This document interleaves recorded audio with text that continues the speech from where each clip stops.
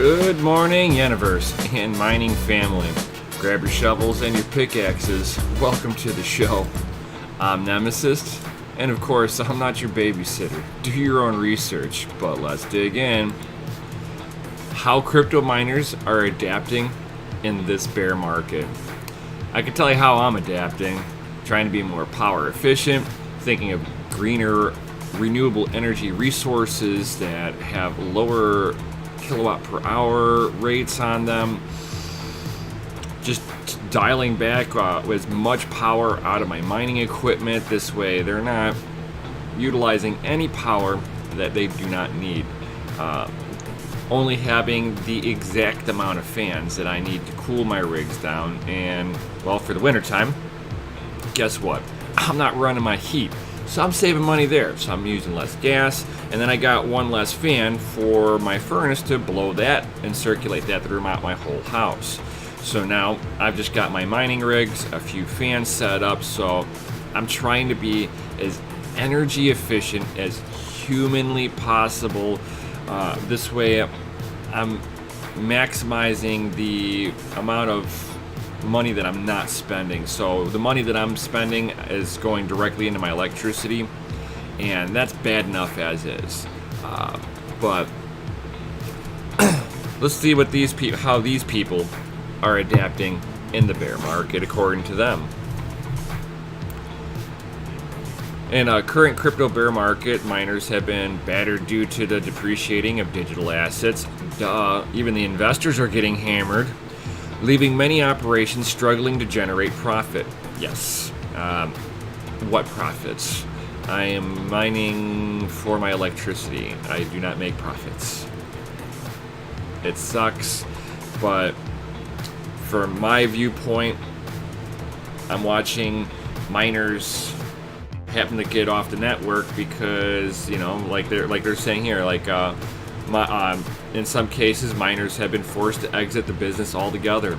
In their abundance, a number of experienced miners are capturing the bulk of the market share, according to one expert. And I'll agree with this 100%. 100%. So, since this bear market has hit hard and dug in deep, yeah, my rewards for hash power has gone up. Am I making any money off of this? But I'm supporting the network, and that's how I've got to look at it, is that I'm actually supporting the network and I'm still being rewarded, even though that the profits are in a toilet. I've just got to look at my rewards and know that I get to put those rewards into my Nano Ledger S, and I just take that Nano Ledger S and I put it off to the side and I hodl it.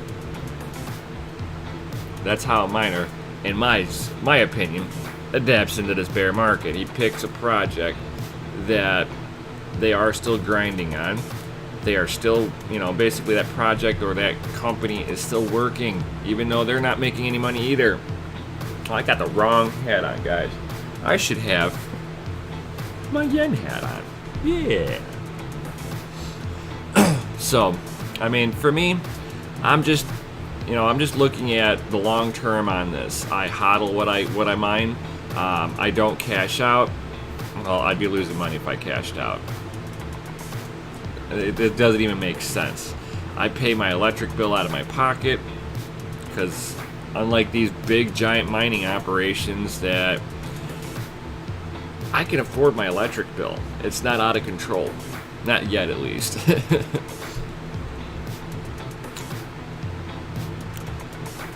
This year, a number of mining operations have closed globally. Around 10 of thousands of mining rigs have been shut down in China. However, the bear market has ignited a wave of creativity among resourceful market participants. And it's not just people in China, it's people around the world that are shutting their rigs off and their mining facilities down. Unfortunately, even a friend of mine, Digital Gold, he had to shut down his facility because he was host mining. If you don't make sales and your clients are shutting off their rigs, unfortunately, it's not sustainable at that point unless you've got enough working capital. These big mining facilities, these rental places, and all that, they're finding out that although the business model works, if the market drops and people drop their rigs off, it no longer can sustain itself, unfortunately. It's one of those markets that only works in the good times. As soon as you go into some prolonged bad times, and have people that had basically FOMO'd in at the beginning of last year when everything was at its height and everybody was like, crypto, you'll buy a rig and you'll ROI in 10 days. That didn't last, and it could never have lasted. So you get true believers that are left now in the space that understand what they're doing, and for all of us at-home miners, we're the ones that are going to be left on the network. These big mining facilities, they can't sustain this. They have to exchange whatever they mine to pay for their electricity.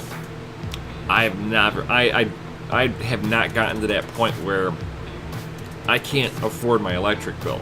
If I get to a point where I can't afford my electric bill and I've got to look at exchanging coins in to pay for the electric, then I got to start rethinking my business model, putting in some contingency plans and stuff like that that could weather me through a prolonged winter. It doesn't sound like these people did pre-planning to make sure that even in a down market that they would survive. It's like there is a lot of facilities that they went out of business because they owed millions of dollars on loans to get infrastructure into the building, to get the building, everything that they needed to start mining. They pulled loan after loan out, and now, bye-bye. And who's left? The at-home miner. The at-home miners for the win.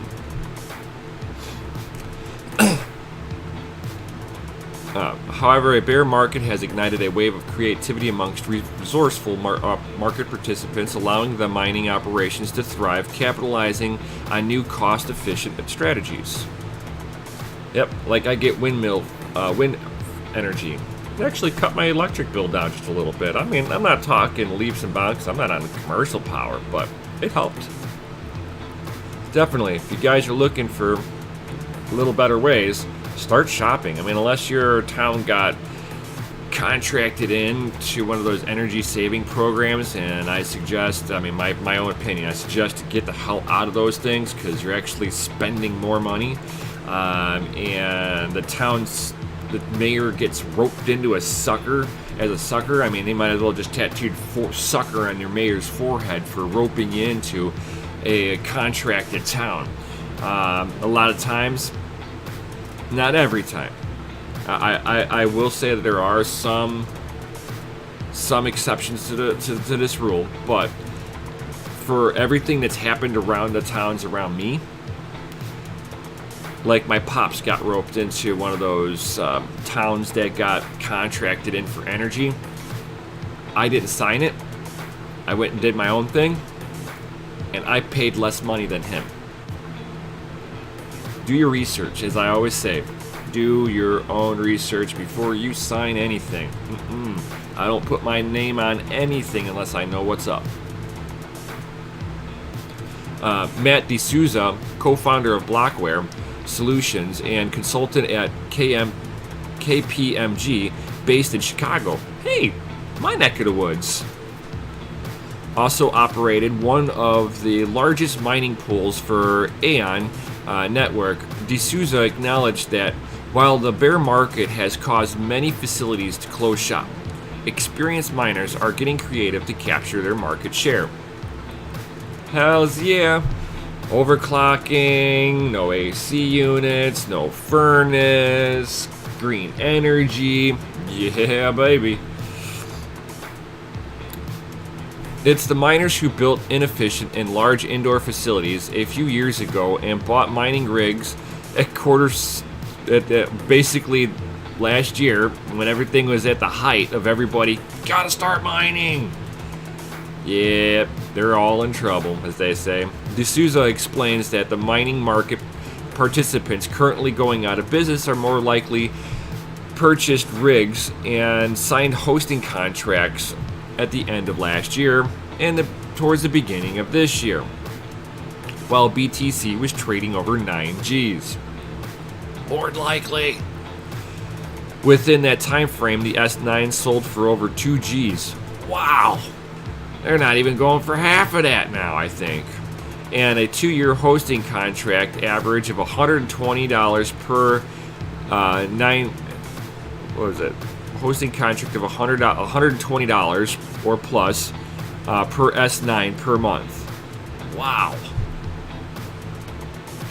According to Blockware, in the US, under current market conditions, the going rate for hosting an S9 is between $60 to $75 per month. Depending on the number of units, it's just like every other market cycle. The inefficient get wiped out, but the innovative participants observed the encumbrance mistakes, run lean, cost-efficient operations, and establish long-term competitive advantages. Our mine will be able to survive and thrive at a BTC price of $1,500, said D'Souza. And that, my friends, is exactly where I'm at. Bitcoin can hit $1, and I still can continue mining. I mean, that's exactly how you've got to be weathering it. How lean are you running? Did you spend gobs of money you did not need?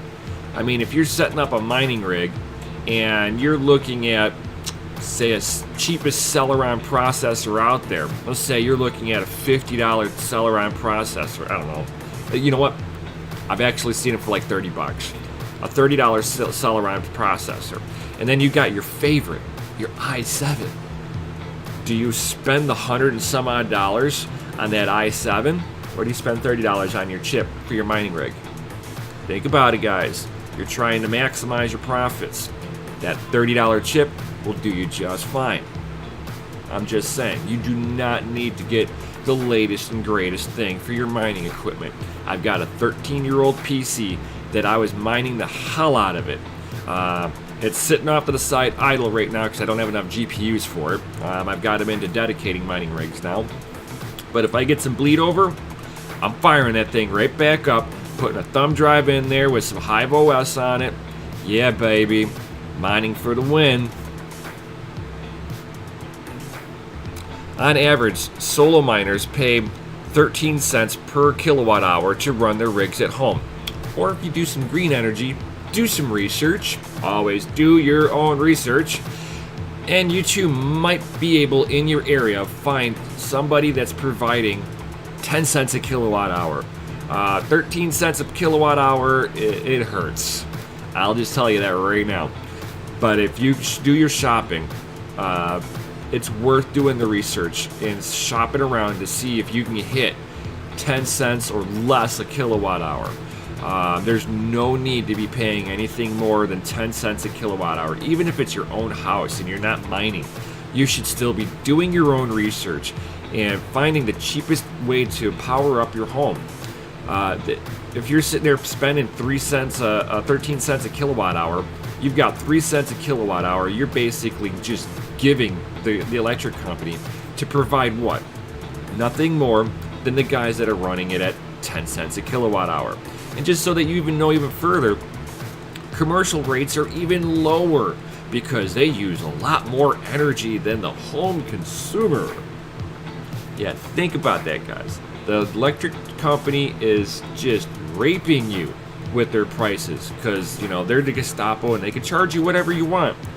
But there are options. It's not big, but if you're trying to look at your bottom dollar to the end of the year, this is one way that can help. According to Blockware, miners have been able to reduce their total cost by over 40% during the BTC correction by contracting with hosting facilities and locking in a 0.6 to 0.07 per kilowatt rate. And that's more commercial power. I've actually heard even better commercial power, but that's for big mining facilities by hydroelectric dams and stuff like that. Miners locking in a 2-year hosting contract at present market rates is I can't pronounce that word, to evaluate investors purchasing BTC at 3,500 with a 2-year outlook. They are locking an average rate of about $60 to $70 per month per S9 and paying $265 to $340 for the mining rigs they purchase. The prices on those mining rigs have come down significantly with the price of Bitcoin. That's just how markets work. If they're high demand, high price. Low demand, low price. Simple economics with that one. But it's still not going to make me want to run out and do a host mining facility.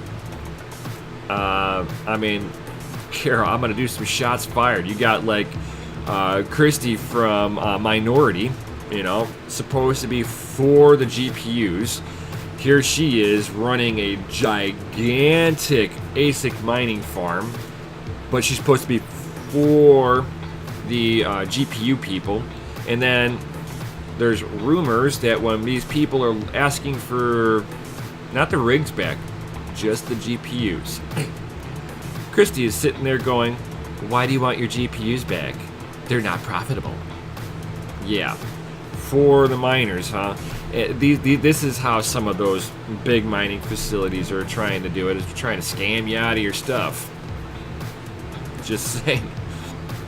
That's one reason why I won't do host mining, is that I don't want to have that issue. I mean, you have people like Jared from Digital Gold, which, nicest guy, cool person, very knowledgeable, and as soon as he knew he was going to be turning, he was going to be closing his business down, he starts shipping these mining rigs that are for his clients to wherever the clients want them sent.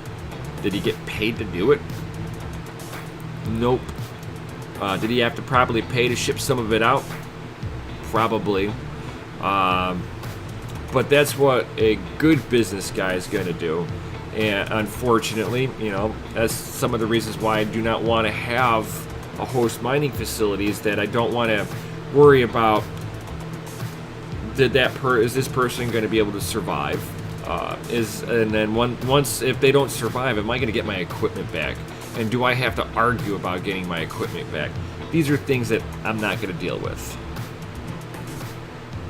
It's important for new or expanding mining operations to calculate capital expenditures, include the cost of facility build-out and procurement of mining rigs, as well as the operational expenditure of running the mining rigs, which is primarily a function of electricity rate and capacity. Another factor that's most with mining rigs coming from China, the geopolitical tariffs. Thank you, United States government, for doing trade wars, because it works 100% of the time, right? That never sparks wars, right? Yeah, and it never hurts the people that are in your country. It only hurts everybody else, right? Those taxes aren't paid by me. Those $340 tariff tax that I had to pay. Oh, wait a minute, I wasn't supposed to pay that, right? Stupid tariffs. According to Blockware, several large American mining purchased thousands of S9s at bulk discounted rates preemptively in participation of enforcement of Chinese tariffs. However, these facilities and energy capacities have not grown at the pace expected at the time of those purchases were made. Yep, as soon as you bought it, the market went. As devastating as the Bitcoin's bear market has been, we are optimistic that many large self-mining facilities, host facilities, and individual miners will survive and radically prosper if and when the market recovers, as we believe it will, concluded D'Souza. And for sure, I know the market's going to come back. goes through these periodic cycles. We're just on another down cycle. And for us home miners, just keep mining on. Don't turn your rigs off.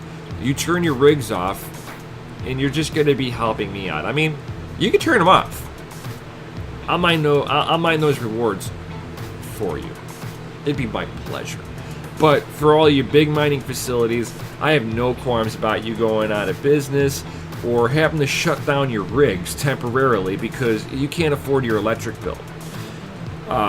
For those who have to turn off their equipment because the electric bill, the cost of doing business is too high, those are the miners that actually are going to come back. They're going to sit on idle on the sidelines, and they're probably going to dollar cost average into the market because they're not going to want to miss out on all those gains. I mean, just think about that. So with the down market, big mining facilities are either going defunct or turning off, making my rewards to the moon. And I mean, what's you guys' take on this? Are you still mining on, hodling strong? Drop some comments in down below, of course. And while you're down there, smash that lizardy like button, hit that subscribe and the bell notification button. And of course, guys, drop some comments in down below. How are you weathering the bear market? How have you made your self more efficient? What are your tricks of the trade? Is there anything that maybe you're doing that no one else is doing to help you weather this storm out? Drop those comments in down below and smash that lizardy like button. And of course, like always, I'll see you on the next one.